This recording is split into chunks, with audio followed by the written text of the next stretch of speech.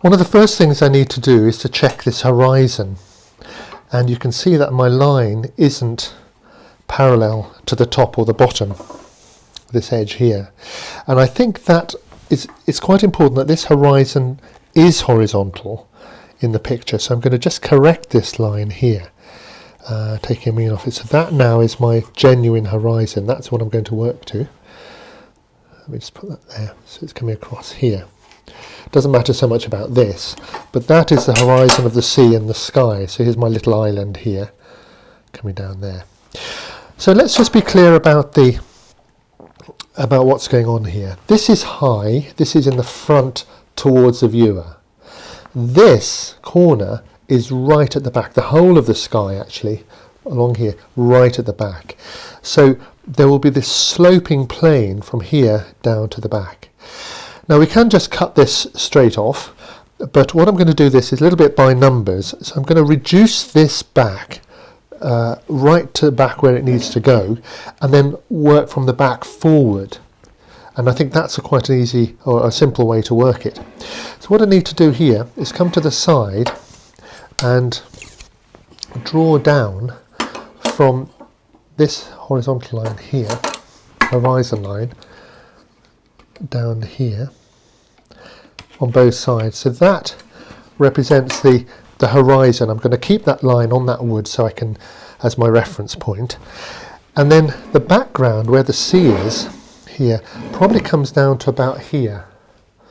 I'm going to estimate that's about a centimetre, 3/8 of an inch along there. I'm going to put that in with my marking gauge all the way around the edge. So we'll have that line all the way along here, along the back there, and down a little bit on this side. So we've got the back where the horizon goes. This is the mountains are going down here, and the horizon line will be up there somewhere. So all this now has to be taken back. So what I'm going to do, the easiest way for me to do this, is basically to bore it out. You could use a router, but I'm going to use a Forstner bit like this on a bench press or drill press. I'm going to just bore this down a series of holes. I'm going to avoid the island, and I'm going to basically bore out sort of around here, all this bit here, down to just above my finish line. And that gives me a good starting point. These Forstner bits have a little point. So it's the point that will stick in. It's the point to which is the final depth, not the actual cutting blade. So you need to just bear that in mind. Otherwise, you can just chop this out with a gouge. But I think this is a good way of working, starting off with a background and working up to it. So I'm just going to go off now and bore this out on my drill press. Back from the drill press, and you can see that I've cut all this out, saved myself a lot of time. I've gone a bit lower here than I said earlier. I want to make the full use of the depth, so I've actually come down to that line there, which is about a bit over 1/4 of an inch now. So there's my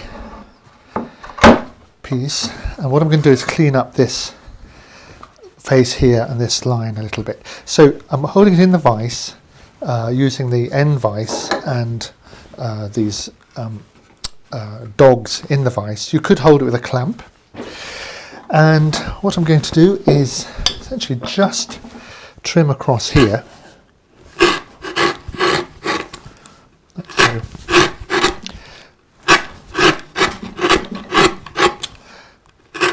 Nice crunchy sound.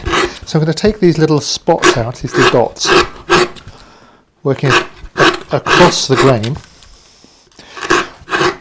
I'm not going to worry too much about cleaning it up, but I am going to try and make sure that's level going back. I'm going to texture this surface a little bit to make it look like sky, what's called clouds. But for the moment,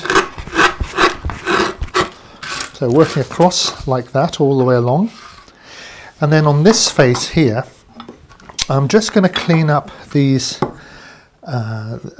crests They're short grain, so they should come off fairly easily. Possibly even using the weight of your body.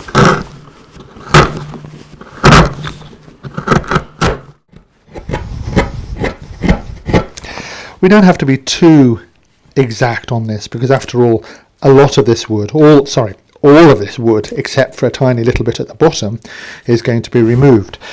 But this gives us a good edge, a good horizon edge to aim to. Also make sure that when you come down here, you don't stab into the background. I've left a little bit of excess here. I can see some of the spots, little dots from the Forstner bit. So I've got a bit of cleaning up to do, final finishing.